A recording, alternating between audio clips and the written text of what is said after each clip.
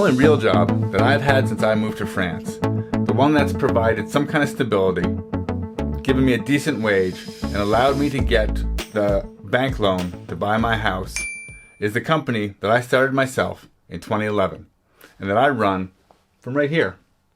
And honestly, my company was doing pretty good. It was growing every year until 2019. There was more work than I could handle. I was frequently hiring freelancers to help me finish everything. And in January of 2020, I hired a full-time employee and was finally able to offer somebody else the kind of job that I was never able to find. Unfortunately, business has been declining every year since the pandemic. And next month, I'm going to have to let my employee go. Bye-bye. So it's just started to sink in that a business that stopped growing and is in decline is basically dying. I think the reason this scares me is because I've become complacent. I don't feel like I've got the energy or fearlessness to start over if it comes to that. And I look at my friends in secure jobs that they can just ride out until retirement, and I'm a little bit jealous. Oh, okay, that was dark.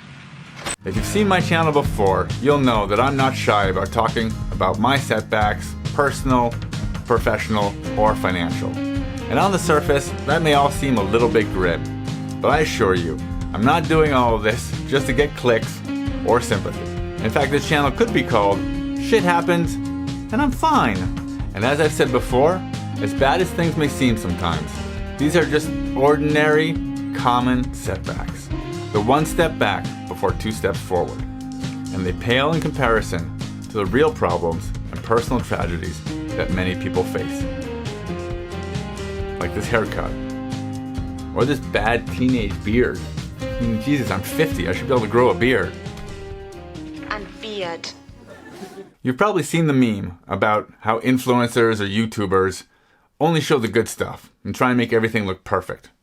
Well, I'm basically actively doing the opposite because I believe that showing my reality, good and bad, may ultimately be more useful to people than just peddling another escapist fantasy. My videos often have a secret message, like the moral in a children's story. And in this case, that moral is, turtles are amazing, and rabbits suck. Oh no, wait, it's this. We don't get to coast. We just don't. And I don't mean because we're poor, or we had some bad luck, or we didn't plan ahead. Humans are like sharks. We have to keep moving, or we die. Neuroscientists, and by that I mean Huberman, of course, because he's everywhere, are actually even starting to find evidence that challenging yourself, doing things that are hard or that you don't want to do, actually affects the brain in ways that they can observe. And there's further evidence that people who challenge themselves consistently actually tend to live longer. But more than that, if you're not hustling, pushing yourself, learning, or just keeping busy, I'm not sure where you're supposed to find any sense of happiness or even self-fulfillment. Now, I'm not saying don't relax. For God's sake, no, I'm not saying that. I am a huge, huge proponent of controlled bursts of extreme laziness. But an object at rest tends to stay at rest. My old man is over 80 years old, and as he tries to motivate himself to stay active and get some exercise, his expression is use it or lose it. And he's not talking about that hunky bod. He's talking about basic mobility and ultimately autonomy. So as tempting as it may be to tell myself that the hard part is over and to imagine that I can just coast to the finish line, I've come to realize that in life, like in business, if you're not growing, you're basically dying. Like my business is dying. Nah, I'm sure it'll be fine. I'm rocking this beard. As we get older, there's going to be some amount of inevitable decline.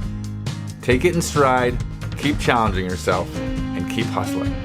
If you're interested in hearing about one of the most challenging things that I've ever done and why I stuck with it for 20 years, then you can click here to watch the video about how I moved to France in my 20s. Please consider subscribing to my channel here, and I'll put some links down in the description with a whole bunch of other ways that you can support this channel if that's something that you're interested in. Thanks for listening. That's all for now.